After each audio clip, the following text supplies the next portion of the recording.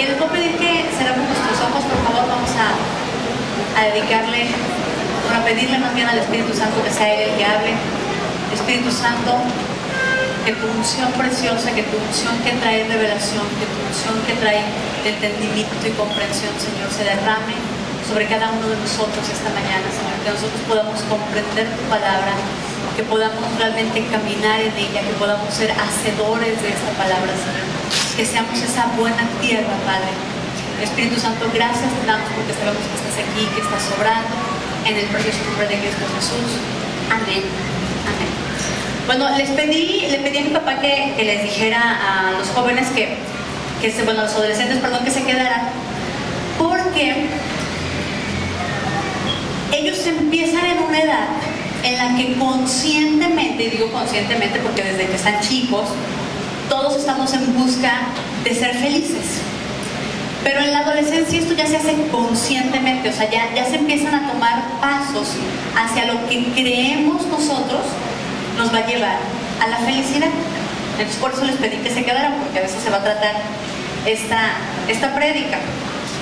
Si yo ahorita hiciera una encuesta y les preguntara a cada uno de ustedes qué es la felicidad, fíjense, no me digan nada, la definición sería muy distinta para cada uno de nosotros, porque percibimos la felicidad de distintas maneras. En la palabra, en la Biblia, hay dos palabras, las más mencionadas, bueno, una tercera que también, pero esa la voy a ver hasta el final porque nos tiene alegría, para denotar lo que es felicidad. Una que viene se dice samea, o samea, así se pronuncia, que significa feliz, gozoso, alegre, que proveniente de una festividad. Cuando se usa samea, de hecho se refiere mucho al gozo que viene de estar en una actividad, o sea, es temporal. Esa felicidad es circunstancial, esa es la que se refiere con samea. Y luego viene otra, que es donde se deriva de hecho la palabra cuando leemos bienaventuranza, que es macarios, que viene del mac, que significa, fíjense, algo grande, de larga duración, que denota felicidad.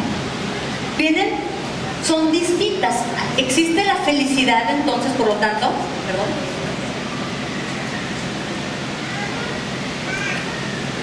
que es circunstancial, que es temporal, pasa algo bueno, me da mucho gozo, me pongo súper contento y luego se me quita. Veo unos amigos que hace muchos años no veía, nos ponemos contentos, ay, qué padre volvernos a ver, nos ponemos gozosos, se nos quita. Esa es una. Pero viene la otra, que de hecho es la palabra que se usa, macarios, cuando se habla, cuando se es bienaventurado. Cuando se es bienaventurado se habla de ser muy bendecido, y esta felicidad, que connota también felicidad, es de larga duración. En la búsqueda de la felicidad, el ser humano regularmente la enfoca en dos aspectos. Fíjense bien, estos dos aspectos no son los que nos traen la felicidad. Y lo voy a explicar primero, quiero explicarlo bien para que se entienda, porque luego voy a meter ahí varias cosas y no quiero confundirnos. Nosotros mismos somos seres que somos carnales, somos humanos, somos emoción. También somos esta parte emocional, la parte que está en nuestra alma. Y somos una tercera parte que somos espirituales. Y el espíritu, esta parte espiritual está dormida hasta que yo encuentro realmente esta reconciliación con Dios. Y esta parte vuelve a la vida, se despierta. Por lo tanto, la búsqueda de la felicidad siempre se basa en las dos primeras, en la parte carnal o en la parte emocional. ¿Qué quiere decir? Lo carnal, pues digo, bueno, entonces yo soy feliz cuando pues, no tengo ninguna preocupación económica, o sea, que yo estoy supliendo comida, casa y vestido, ¿no? O salud. O sea, las cosas que me pegan directamente en lo físico material, ¿sí? La segunda manera de buscarla es entonces lo que concierne a mi alma, lo que concierne a mis emociones, y regularmente, fíjate bien, alimenta bien, y ahí ya varía. Para unos podrá ser el poder, la reputación, el éxito, pero por el reconocimiento. O sea, ya es otra cuestión, pero esta segunda alimenta mi emoción, mi ego. Sin embargo, estas dos, cuando yo alcanzo alguna de las dos, no significa que yo no sea feliz, claro, pero es el gozo que es temporal. Me va a traer una satisfacción inmediata, pero se va a esfumar, se va a quitar, se va a perder. La felicidad que viene en mi corazón, que es de larga duración, cuando habla la palabra de ser bienaventurado, de ser feliz, pero con una detonación de tiempo, es el encuentro con el propósito de mi vida. Y ese propósito caminado, o sea, hecho obra. ¿Sí se entiende? Quise empezar con la explicación porque ahorita nos vamos a empezar a leer. Fíjense bien. Vamos a leer una parábola que yo estoy seguro que todos la conocen. Está en 3 evangelios, pero lo vamos a leer de Marcos, en Marcos 4. Perdón. Marcos 4, desde el verso 3 al 9.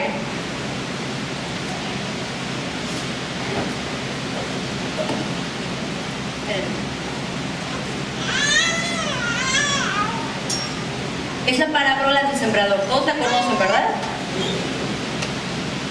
Fíjate bien, del 3 al 9 dice así. Dice, oíd, fíjate bien cómo empieza la palabra. Es importante que no nos perdamos ninguna palabra, luego las voy a explicar. Dice, oíd, he aquí el sembrador salió a sembrar, y al sembrar aconteció que una parte cayó junto al camino, y vinieron las aves del cielo y la comieron. Otra parte cayó en pedregales, donde no tenía mucha tierra, y brotó pronto, dice, porque no tenía profundidad de tierra, pero salió el sol, se quemó, y porque no tenía raíz, se secó. Dice, otra parte cayó entre espinos, y los espinos crecieron y la ahogaron y no dio fruto. Pero otra parte cayó en buena tierra y dio fruto, pues brotó y creció y produjo a 30, a 70 y a 100 por uno. Entonces les dijo, fíjense bien, por eso dije que pusiéramos atención. Les dijo Jesús algo, les dice, el que tiene oídos para oír, oiga. Ahorita vamos a ver por qué lo dice. Esta frase, los que han leído los evangelios se dan cuenta que Jesús la dice repetidamente. ¿Están de acuerdo? Ahí mismo en Marcos 4, vámonos a la explicación, pero ahora en el verso 14, más adelantito, vamos a saltar.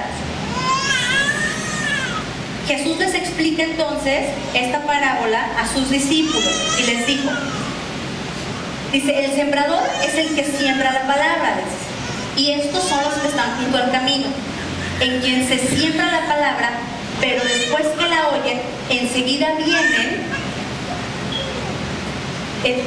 viene Satanás y quita la palabra que se sembró en sus corazones. Fíjate bien. Uno puede pensar, dice, oye, pero ¿cómo es posible que el sembrador estaba sembrando y se le caen en el camino las semillas? Pues, ¿qué descuido, no?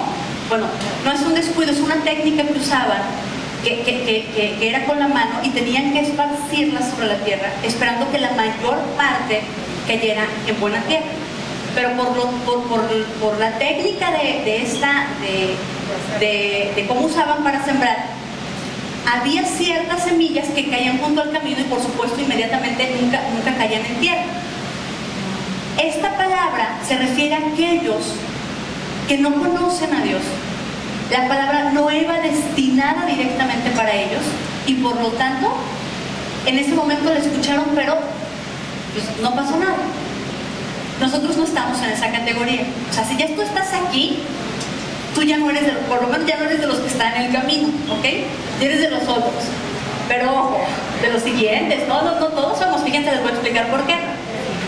Fíjense, estos son los que dice, estos son asimismo los que fueron sembrados en pedregales, los que cuando han oído la palabra, al momento que dice, la reciben con gozo. Y aquí sí se usa la palabra samé, la que es temporal, pero no tienen raíz en sí, sino que son de corta duración, porque cuando viene la tribulación, fíjate bien, la persecución, y por causa de la palabra dice, luego tropiezan. Estos son los que fueron sembrados entre los espinos, los que oyen la palabra, pero los afanes de este siglo, fíjate bien, el engaño de las riquezas y las codicias de otras cosas entran y ahogan la palabra y se hace infructuosa. Vamos a ver estas dos. La primera habla de una persecución. Cuando a ti te persiguen, ¿contra qué están atentando? No. ¿Contra qué? Contra tu vida, contra tu integridad. Es contra tu carne.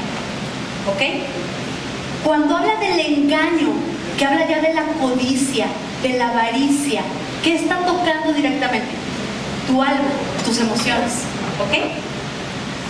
La palabra, cuando tú y yo nos mantenemos en las cosas materiales, cuando estamos en la búsqueda de la felicidad, única y exclusivamente en los aspectos materiales, somos como los primeros, como los que dicen que llegamos, los segundos pues, pero los que entran en la piedra no tienen raíces, crecen rápido, o sea, pareciera que están dando fruto, pero en el primer problema nos esfumamos, porque nuestra fe no está puesta en Jesucristo. Nuestra fe está puesta en las cosas que recibimos de Él. Fíjense, pues es bien importante, ¿eh? ¿Por qué? Porque hay muchas veces que estamos, fíjense bien, el hecho de que tú digas, oye, es que estamos ahí, ay no, qué mal, porque ahorita que dije eso, todo el mundo, no, más adelante lo vamos a ver, ¿eh? Fíjense bien, todos pasamos por ahí, no podemos llegar a ser buena tierra si no pasamos primero. De hecho, desde la primera, desde la que no era para nosotros, desde los del camino, es un recorrido. Y no siempre estamos en todas las áreas de nuestra vida en buena tierra.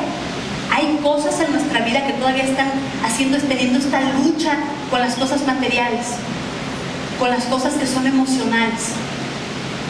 Pero dice que entonces por eso viene un problema, y ese problema regularmente se va a manifestar en lo material, ¿eh?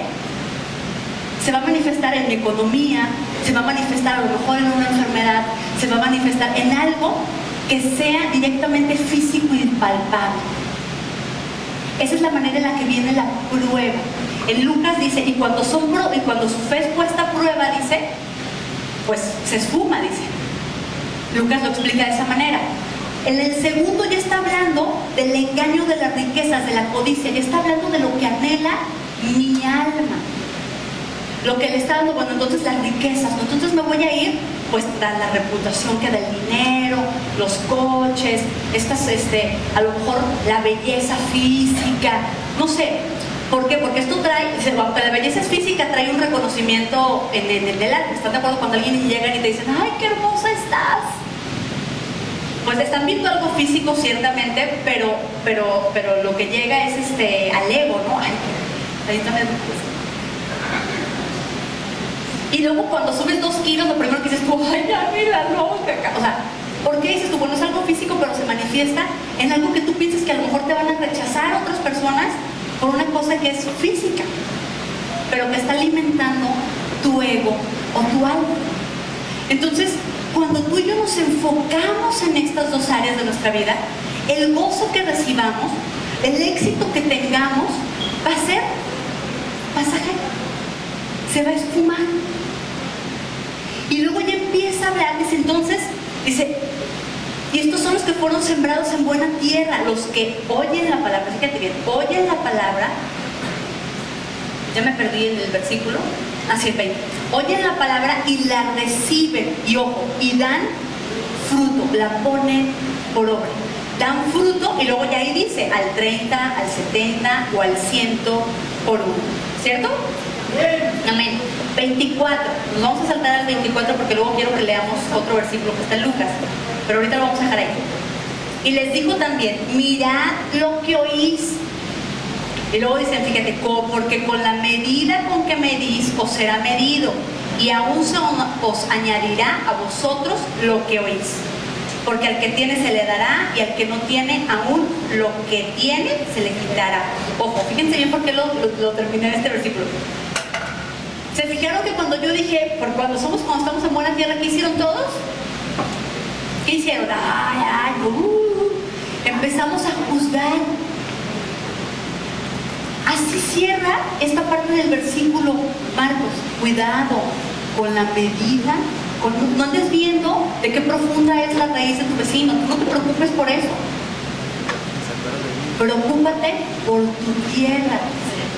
Preocúpate por lo tuyo, ¿ok? El ejemplo, fíjate bien, y por eso les digo que todos pasamos por ahí. El ejemplo más claro de este crecimiento y de este tipo de pruebas, ¿quién creen que es? Jesús. Vamos a ir a Mateo 4. Mateo 4 desde el verso 1. Dice así la palabra. Entonces Jesús, dice, fue llevado ¿por quién? Por el Espíritu al desierto. ¿Para qué lo llevó?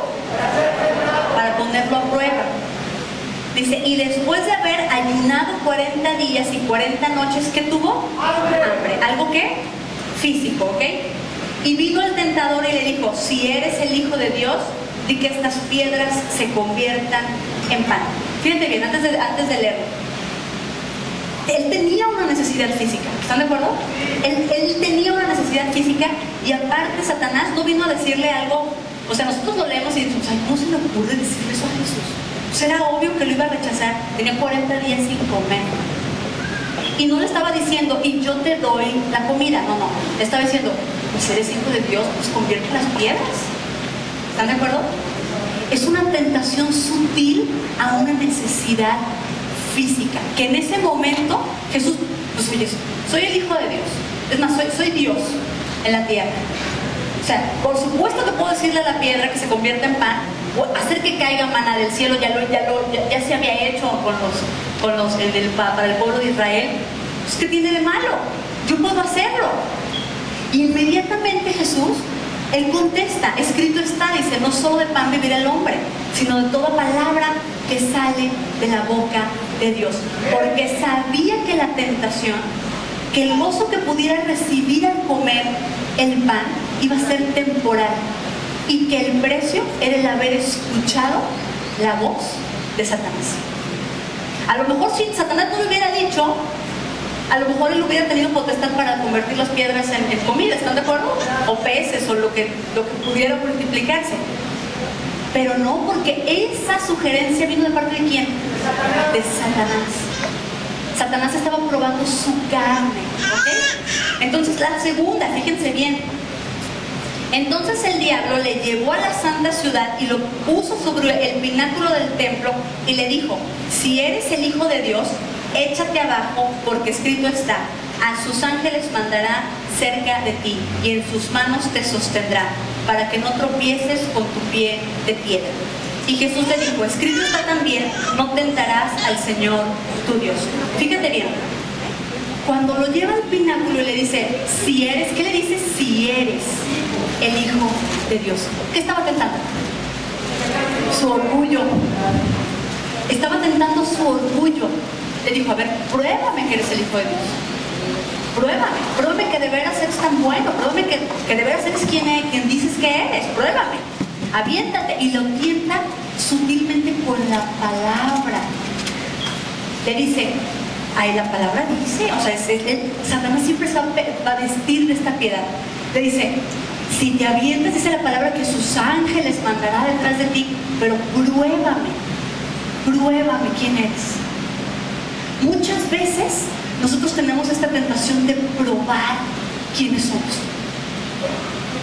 Cuando la tentación viene a probar de que, no, es que yo soy mejor que fulanita persona y te lo voy a probar. Y yo soy mejor que él, o yo soy una persona a la que me vas a respetar y te lo voy a probar. Eso es una tentación del enemigo. Que cuando yo lo consigo, ciertamente me trae un gozo, trae así como que satisfacción a mi alma, así que bien, pero ¿qué pasa? se esfuma, se va, no es perdurable. Y al contrario, viene y Satanás le regocija a Satanás eso. Porque me está viendo que no voy a pasar, porque ¿sabes qué va a pasar a la siguiente prueba? Va a ser ahí mismo. Y va a ser exactamente donde mismo, ¿por qué? Porque es el área que yo necesito que fortalecer. La siguiente, fíjate bien, ojo, esto es bien interesante. Otra vez le llevó el diablo a un monte muy alto y le mostró todos los reinos del mundo y la gloria de ellos. Y le dijo, todo esto te daré si postrado me adorares. Entonces Jesús le dijo, vete, Satanás, porque escrito está, al Señor tu Dios adorarás y a Él solo servirás. El diablo entonces le dejó y he aquí vinieron ángeles y le servían. Lo que había dicho él desde el segundo, ¿están de acuerdo? Ya no lo vio Satanás, ya no estaba ahí, pero sucedió. En la tercera tentación, ¿qué está tentando ahí Satanás con Jesús? ¿Su qué? Pero ¿por qué su espíritu? Fíjense, está muy bien, sí, su espíritu. Pero ¿qué nos da muestra de que es su espíritu? ¿Cuál era el propósito de Jesús en esta tierra?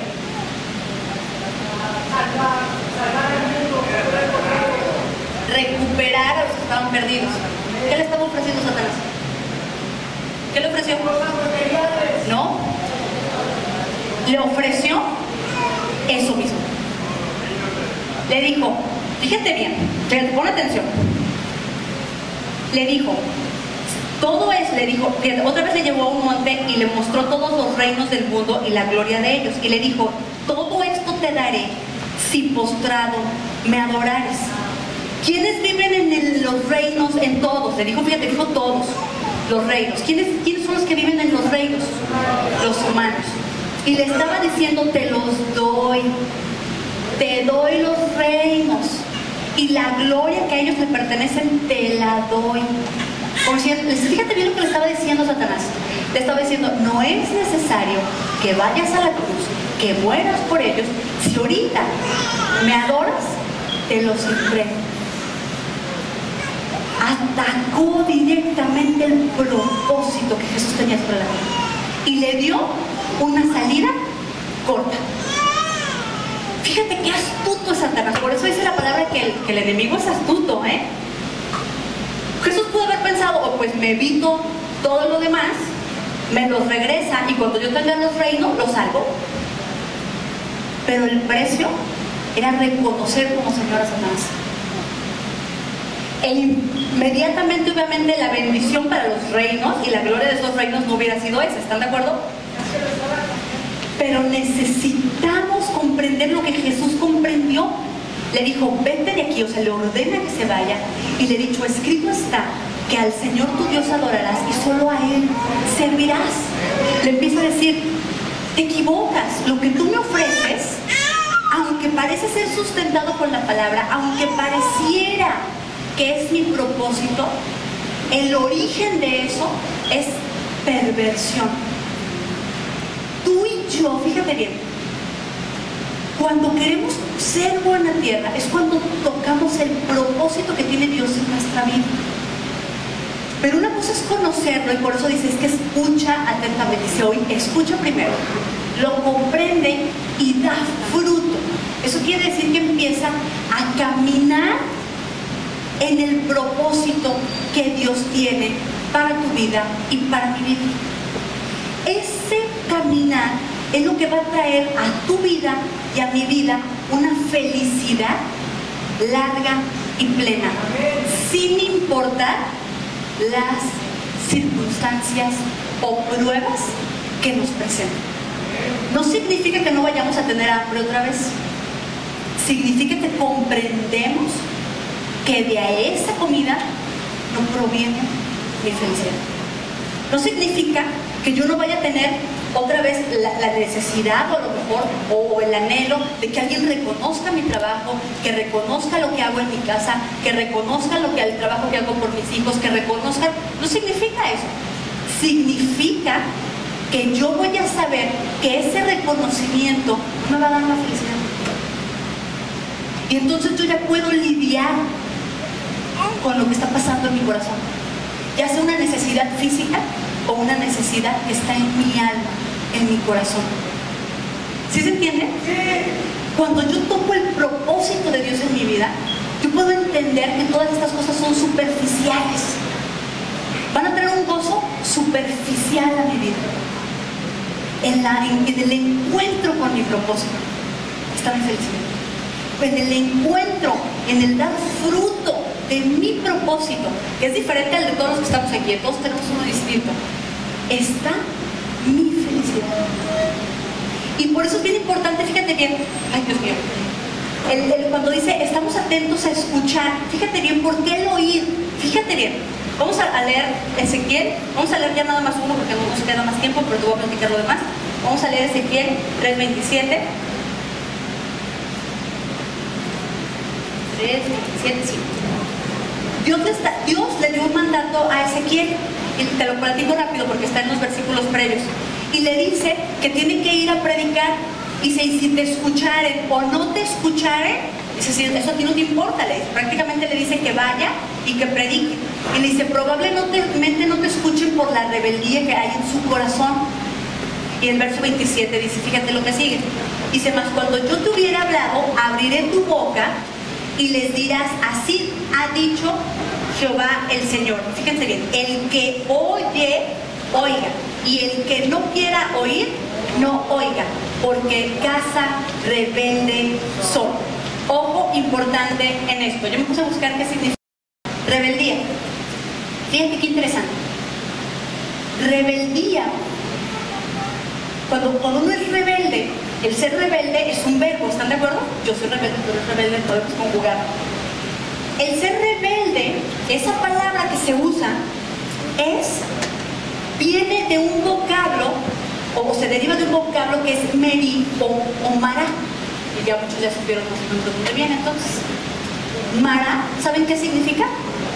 Amargura. Dice en Éxodo, tampoco lo vamos a leer, Éxodo 15:23, que cuando el pueblo de Egipto el pueblo de Israel salió de Egipto, tenían 3 días sin tomar agua y llegaron a unas fuentes donde daban agua y tomaron esa agua, y esa agua, ¿cómo era? Amarga. El agua era amarga, y entonces le pusieron a ese lugar le pusieron mara, porque brotaba amargura. Y posteriormente a eso, el pueblo de Israel contiende, fíjate bien, contiende contra Moisés. Y le dice, nos trajiste hasta acá para que muriéramos de sed. Ojo, de la amargura. La amargura es un sustantivo, puedes usarlo como adjetivo, pero es un sustantivo. El verbo que se usa para denominar la amargura es la rebeldía. Es ser rebelde. Después de eso, si tú le sigues leyendo en Éxodo, dice la palabra que sale después agua dulce, y luego llegan a un lugar que se llamaba Elión, si no me equivoco. Llega a un lugar donde brotaban, había como 12 arroyos que brotaba agua dulce, y se quedan ahí un tiempo disfrutando de eso. Luego se van al desierto de Sin, y en el desierto de Sin es donde el pueblo es alimentado con el maná durante mucho tiempo. Después Dios los vuelve a sacar de ahí y se vuelven a quedar sin agua. Es cuando se encuentra la roca. Y dice que es tanta la furia del pueblo de Israel que Moisés pensó que lo iban a apedrear. Hoy le dijo, oye Dios, pues es que me van a apedrear. ¿Qué le pasa a este pueblo? Y es cuando viene otra vez la historia que todos ya conocemos, que golpea la piedra, pero ese no es el punto. Fíjate bien. Después de que habían tomado mara, o sea, el agua de amargura, o sea, cuando los amarga, después de eso habían tomado agua dulce de 12 ríos, habían comido el maná, habían comido todas las cosas, o sea, habían sido sustentados por el Señor, una cosa maravillosa. Y en el primer día que se quedan sin agua, vuelve a haber esta contienda. ¿Por qué? Porque la rebeldía, la amargura que habían iniciado al principio, causa sordera. Por eso el Señor dice, el que tiene oídos para oír, oiga. El que tiene oídos que provienen de un corazón sin amargura, escuche. El que cuando hay amargura en mi corazón causa sordera. Esa sordera causa que tú le digas a una persona, oye, es que te voy a recitar la palabra completa. ¿Y qué pasa? Parece que les entra por un lado, ¿se les ha pasado? Que parece que nada pasa. Y tú te lo quieres explicar y se lo explicas con manzanas y con crayolas y haces dibujos y maquetas y no pasa nada porque hay amargura en su corazón. En las áreas donde hay amargura en mi corazón, yo tengo sordera. Y cuando viene y me habla, yo no puedo crecer, ese corazón no puede convertirse en buena tierra. Va a seguir estando esa área. Fíjate bien, aunque otras yo haya avanzado, esa área de mi corazón va a seguir estando o en la piedra o entre los espinos, dependiendo qué originó mi amargura. Si un problema físico o material o uno emocional que toca mi alma. Y hasta que yo no quite esa amargura, no pongan el reloj así, no, ya mero. Hasta que yo no quite esa amargura de mi corazón, mis oídos no van a poder escuchar. Tú sabes, en Éxodo, bueno, en Éxodo viene y en Levítico también, que a los levitas, a los sacerdotes, los ungían, ¿están de acuerdo? ¿Alguien sabe cómo los ungían? ¿Pero y qué? ¿Qué ungían? ¿Qué partes de su cuerpo ungían? ¿Saben qué más ungían? Vamos a leer, este sí lo vamos a leer muy rápido, si quieren. Levíticos 4, Levíticos, es 14, Levíticos 14, 17 creo, ya lo perdí. Sí, Levítico 14, 17. Y de lo que quedare del aceite que tiene en su mano, pondrá el sacerdote sobre el lóbulo de la oreja derecha. Hasta ahí. Parte de lo que ungían era la oreja. La oreja para los judíos era muy importante. A lo mejor nosotros leemos muchas veces el que tiene oídos para oír, oiga, y no retumba de la misma manera cuando Jesús se los decía a los judíos. Porque los judíos sabían que cuando se ungía la oreja, era un compromiso del sacerdote de escuchar la voz de Dios. Es cuando Jesús les decía, el que tiene oídos para oír, oiga, le estaba diciendo, híjole, los estaba confrontando, diciendo, ¿a quién estás escuchando? En Lucas 8, no vamos a ir. En Lucas 8, cuando narra Lucas la parábola del sembrador, al final termina diciendo, mirad bien cómo oír, cómo oís, cómo es que escuchas, la manera en que lo haces. ¿De dónde proviene eso? Si tu corazón viene del discernimiento del Espíritu Santo, y es por eso es bien importante que la palabra no se puede entender si no viene a través de que Dios abra mi oído y que yo comprenda lo que estoy escuchando. Pero esa unción va a retumbar en mi corazón para dar fruto únicamente si yo desecho la amargura que está en mi corazón. Fíjate bien, los adolescentes son la edad en la que se caracteriza ¿por qué? Porque son rebeldes. El problema es que a unos no se nos quitan toda la vida, Así.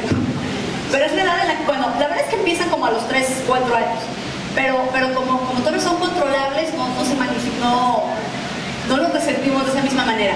Pero si tú te fijas en el argumento de todos los adolescentes, y aquí hay varios que no me dejarán mentir, el primero es, mis papás no me entienden, ¿ok? No me comprenden. Mis papás me quieren cambiar, no me aceptan. La rebeldía entonces sí trae un origen, que es una amargura, es bien importante, es una amargura que hay de la incomprensión, del abandono, de N cantidad de cosas, ¿ok? Estoy poniendo el ejemplo de los adolescentes porque todos lo conocemos, es como muy palpable, pero esto sucede en cualquier otro lado. La mujer que está queriendo tener el reconocimiento, el amor del marido, cuando llega a su casa y no lo recibe, eso causa una amargura en su corazón. Ella está esperando que le digan, ay, gracias, cariño, mira todo el trabajo que has hecho, y no dormiste haciendo los trajes de los niños del festival. Y luego se levanta y nadie dijo nada, es más, a tu hijo se levanta y está horrible, mira, está chueco de aquí. Entonces, ¿qué pasa? Eso trae una amargura en mi corazón. Yo no, a lo mejor no la expongo, pero esa amargura, cuando alguien me dice, tú tienes que tratar a tu hijo con cariño, tienes que tratar a tu marido con cariño porque el amor es el vínculo perfecto, tienes que disciplinar a tus hijos, inmediatamente no da fruto en mi vida. Y yo no me doy cuenta porque no soy capaz de hacerlo. Pero no soy capaz de hacerlo porque hay una amargura en mi corazón. No soy capaz a lo mejor de enseñar a un niño, a lo mejor porque nunca me enseñaron cómo hacerlo. No me enseñaron a lo mejor cómo amar a mis padres, porque pues, más no tuve. Entonces, ¿cómo honro a mis padres si ni siquiera estaban ahí? O sea, cuando me dicen, honra a tu padre y a tu madre, pues, ¿cómo hago eso? Y luego, ¿quieres que se lo enseñe a un hijo, que se lo enseñe a alguien que viene y alguien que me pide administración? Pues no, porque no sé. Yo tengo que aprender a quitar esa amargura, porque yo, mi carne y mis emociones, o sea, lo que está aquí registrado no lo sabe, pero el Espíritu Santo sí lo sabe. Y por eso yo tengo que estar escuchando de aquí, porque Satanás es muy sutil. Satanás me va a venir a decir algo que parezca que es correcto. Va a decir, enseña a tus hijos de esta y de esta manera. Y a lo mejor tú en tu desesperación vas a decir, tiene todo el sentido. Les voy a dar el famosísimo time out a los niños. Espérenme. ¿Y saben lo que es eso? Cuando los alejas a los niños y los pones ahí y que no les hablas hasta que ellos recapaciten qué tienen. Tiempo fuera, sí, tiempo fuera. Fíjate bien. Yo la vez pasada estábamos platicando Alberto y yo, y le digo, imagínate que yo estuviera tan molesta y que tú me dijeras, mira, Jessica, no sabes cómo manejar tus emociones, ve y siéntate en la esquina hasta que te calmes. ¿Qué haríamos como adultos? No, me divorcio. Pero sí lo exijo en un niño, exijo que vaya y recapacite, o sea, no le enseño a él. ¿Por qué? Porque es una herramienta que pareciera que es útil, todo el mundo dice que es útil. ¿Y la palabra dice que hagas eso? La palabra dice que escuches, que atiendas lo que está diciendo tu hijo y tú lo estás mandando a la esquina. Pero yo no puedo saber, yo no puedo discernir entre esas dos acciones si no estoy escuchando lo que dice la palabra. Pero para escucharla, yo tengo que despojarme de mi amargura. Y fíjate bien, la palabra dice que el corazón conoce su amargura. Entonces, yo no conozco la tuya, pero mi corazón sí conoce la mía. Y muchas veces ni siquiera queremos confrontarla. Fíjate por qué te lo digo. Ya sé que me voy a tomar un minuto más nada más. Fíjate bien, porque esto es importante decirlo. Muchas veces la amargura proviene de cosas que no queremos enfrentar. A veces nuestra amargura es porque a lo mejor nuestra pareja se enferma. Y dices tú, ¿cómo voy a aceptar que estoy enojado con él porque está enfermo? O sea, eso me hace una muy mala persona, entonces no lo acepto y lo quito de mi vida. Pero esa amargura, si no la confronto y si no la quito de mi corazón, va a seguir ahí. A lo mejor estoy molesta con alguno de mis padres porque falleció. Dices tú, ¿cómo voy a estar molesta porque falleció? Porque en el fondo yo siento que me abandonó. O sea, estoy consciente que esa persona no tiene la culpa. O sea, se fue, se murió, o sea, era inevitable. Pero en mi corazón no lo entiende de esa manera. Sí me explico, hay cosas en mi corazón que han afectado mi vida que no he querido confrontarlas porque me da vergüenza aceptar que tengo amargura por eso. Pero si tú en este momento no se las entregamos a Dios, si en este momento no le decimos, quítame mi amargura, no nos hacemos como esta Ana, que dice que lloró cuando le pidió a Dios a Samuel, bueno, después vino Samuel, pues, pero cuando está orando, dice que está orando con amargura en su corazón. O sea, es un dolor que rompe, que transgrede su alma, y lo que ella estaba haciendo en ese momento decía, esto es lo que tengo, pero ¿sabes qué? Esto es lo que tengo, te lo doy. ¿Y sabes qué hizo Dios con esa amargura? La transformó en una bendición. Si no tienes nada más que darle a Dios, más que toda la amargura que está en tu corazón, bienvenida es para Él. Porque en el momento en que tú decidas despojarte de ella, estás diciéndole al Espíritu Santo, unge mis orejas, porque estoy dispuesto a escuchar y a obrar tu palabra. Amén.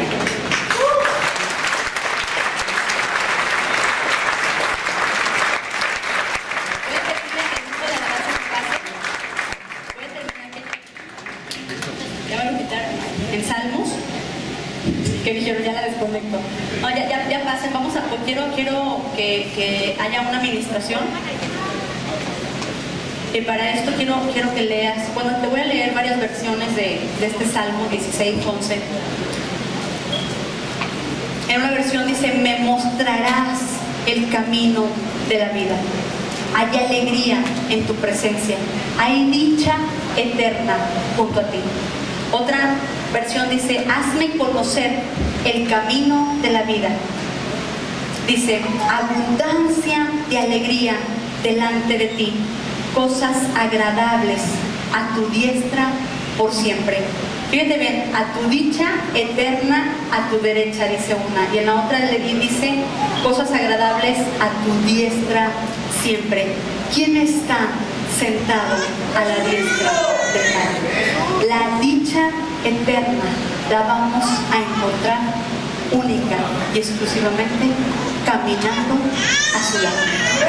Amén. Te voy a pedir que te pongas de pie.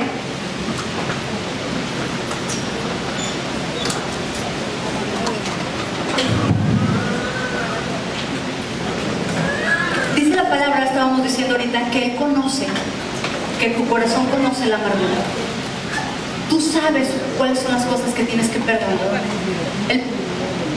La amargura no es otra cosa más que cuando las expectativas que teníamos sobre una situación no resultan. Sea la persona culpable o no, eso no tiene absolutamente nada que ver. Es mi expectativa puesta en una circunstancia. Que hoy sea un momento en el que tú decides entregarle esa amargura a Dios, en el que tú decides ser libre. Dios anhela que tú seas libre de esa amargura, porque Jesús es el maestro, es el que nos enseña. Pero para que tú puedas entender ese caminar, para que tú puedas alcanzar ese propósito en tu vida, la única manera es que escuches. Y para que escuches, necesitas tener un corazón libre de amargura. Despojémonos de esa amargura. Hay que decirle al Señor que unja también nuestros oídos. Pon primeramente tu mano en tu corazón. Dile: Señor, tú eres libertad. Yo perdono. Y empieza a decirle si es una persona, si es una circunstancia, si es algo en tu vida que ha traído amargura, si es a lo mejor un padre, una madre que ya no están, sean por las circunstancias que sean. Si es tu pareja o fue tu pareja la persona que te hizo daño, si son tus hijos,